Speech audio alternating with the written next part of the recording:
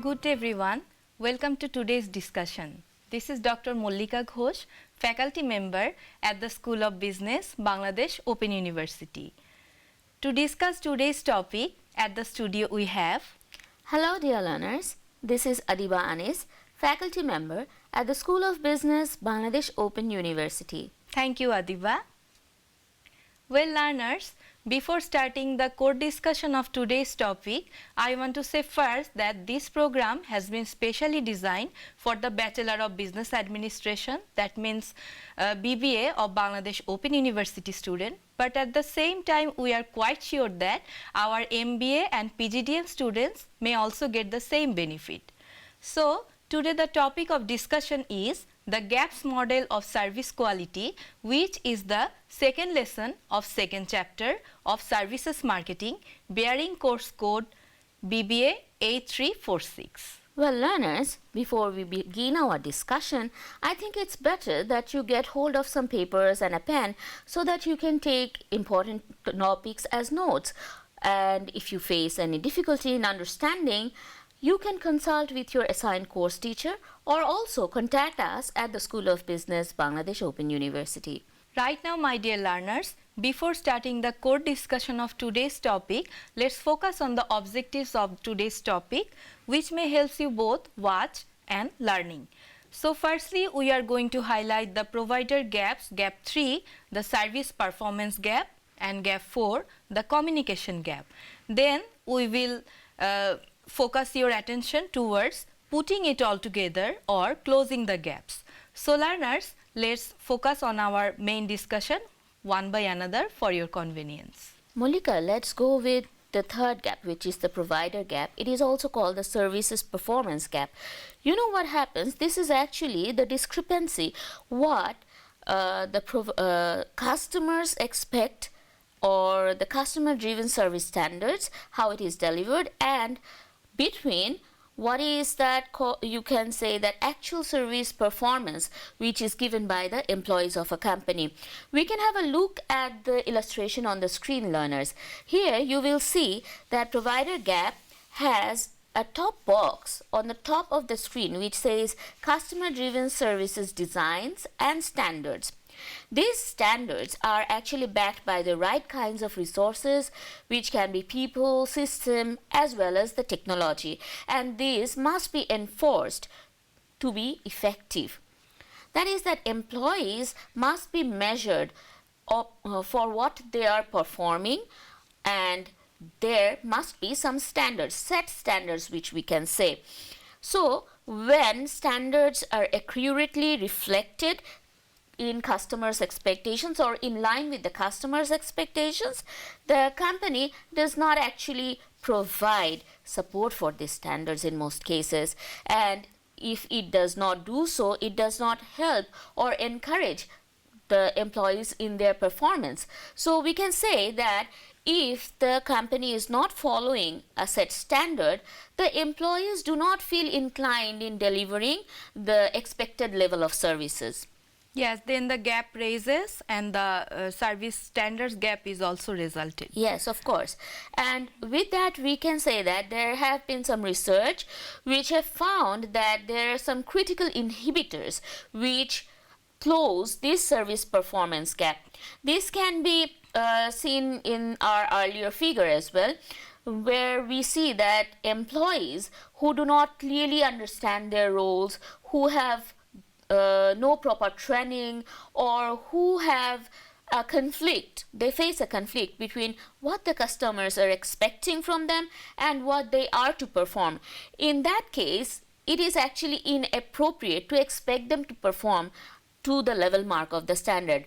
In that case, what we can say that companies' human resources, they have to focus on selecting the proper employees who are going to face the customers as well as train them in a proper manner. Yes, Adiba. Adding with you, I want to highlight our learners' attention that the marketers must remember that the customer-driven service design and standards must have to be maintained accordingly with their desired level of service delivery performance. Of course. So that means when the level of service falls short of the standards, it actually falls short of what consumers expect. That means it is recommended by the academics and the marketers who are experienced in this phenomena that all the resources needed to be achieved within the standards that must be placed accordingly by the consumer satisfaction, that they must have to be delighted beyond their desired expectation.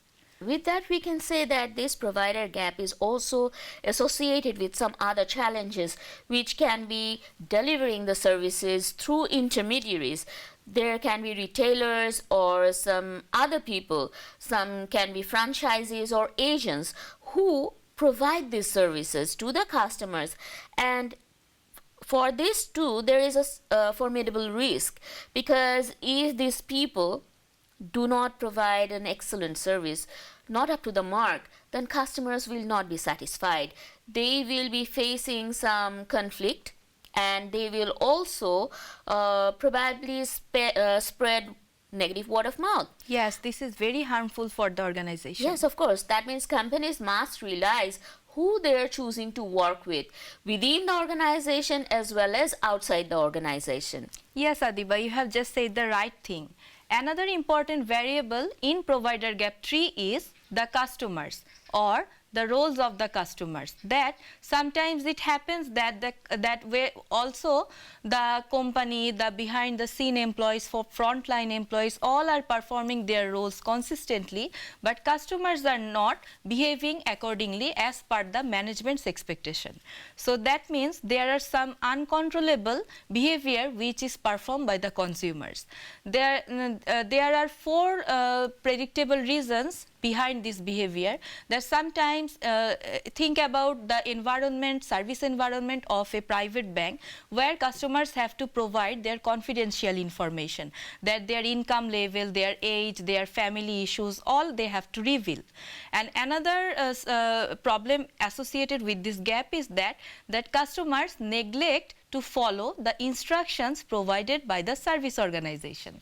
And sometimes it also revealed interestingly, Adiba, that consumers sometimes have become so disruptive that they harm other customers by providing the negative word of mouth, and few of the customers behave accordingly, that they are taking other customer service time, that they want to seek more attention.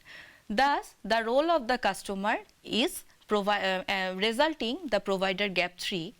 Yes, that means if a customer is unnecessarily killing time, it actually hampers other customers getting their services, right? Yes. So with that, we are going to go to the fourth gap, which is the gap that talks about communication, which is communication gap. You know, this can be shown with the illustration. You can have a look at the illustration on the screen. It says the key factors that lead to provider gap, and 4, which is communication gap. Communication gap identifies the lack of integrated communication between the organization as well as its frontliners, as well as we can think about the organization and the customers they are dealing with.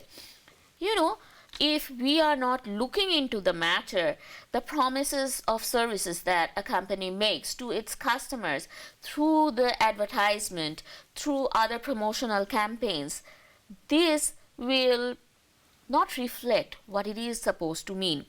If they do not make a proper planning, they do not portray what they are offering, and if they do not perform what they are offering, then consumers will be confused what the company is going to do. That means promises are broken. Yes, it is promises not are matched. broken. Yes, of course. And in this case, if there is a discrepancy between what the advertisements or promotional campaigns say and what they perform, this communication gap becomes a wider gap, which the company faces very big trouble in overcoming.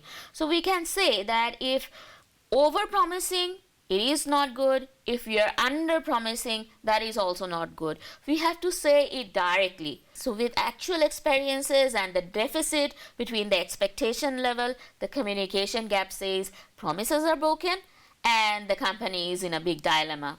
Yes. So adding with you, Adiba, the second point is directing that there is ineffective management of customer expectation. Yes, of course. So if there is, we cannot manage this expectation properly. We cannot compensate them. Right? Yes. So the we say that first impressions last long, you know. So in that case, if the customers are disheartened, they might turn back. That we understood from the third gap. And even if we are not performing properly, the company is not performing properly, if they take adequate measures of correction, remedial measures, then the customers might be satisfied. They may stay with that company and bring back other customers, because the guarantees and warranties are very much essential in this case, in case of products as well as manufactured goods. So in this case, it is recommended that marketers should be careful that they should not wrongly elevate consumers' expectation by too much exaggeration. That means what Adiba has said already, that over promising or under promising is pretty much harmful. So that they, what should they do? They have to educate their consumers that what is the service standards, what they actually communicating, and what will be the actual experience. The next point is that sometimes marketers mistakenly design their pricing system.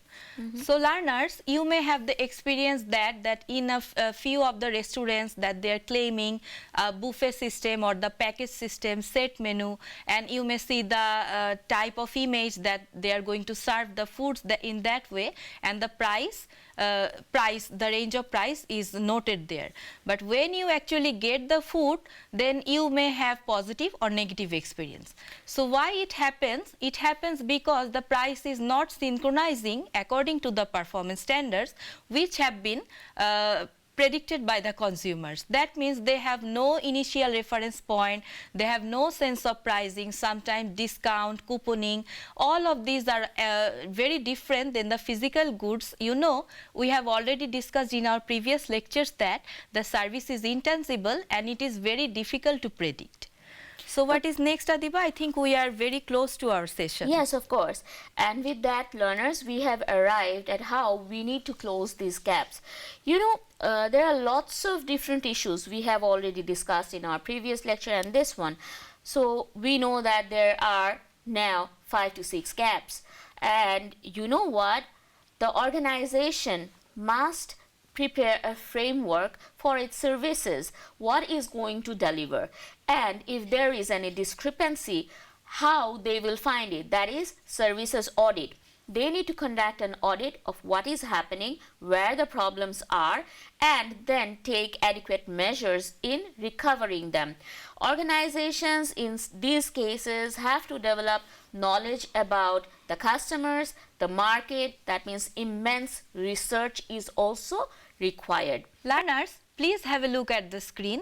You may see a figure which is denoting that how marketers can put or highlight their attention to close the gap. It is recommended that they have to first close all the loops of provider gap that we have discussed: listening gap, service design and standards gap, performance gap, and lastly the communication gap. So these factors if closed properly, then it is assured that customers gap may not be created, therefore there is no gap will be resulted between the expectation level and perception level. So Adiba, I think we are very end of our discussion today. Yes, of course, and with that, learners, we have arrived at the very end of our today's discussion.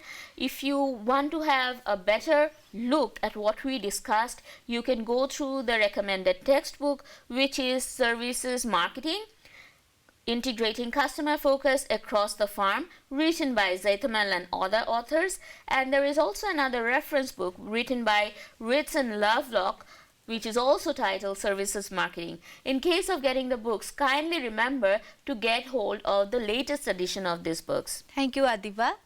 Please keep watching our program, learners. And if you face any difficulties, you may write us by email at this address deanoffice.sob@gmail.com, or you may write mail by this postal address, which is Office of the Dean, School of Business, Bangladesh Open University, Gazipur, 1705.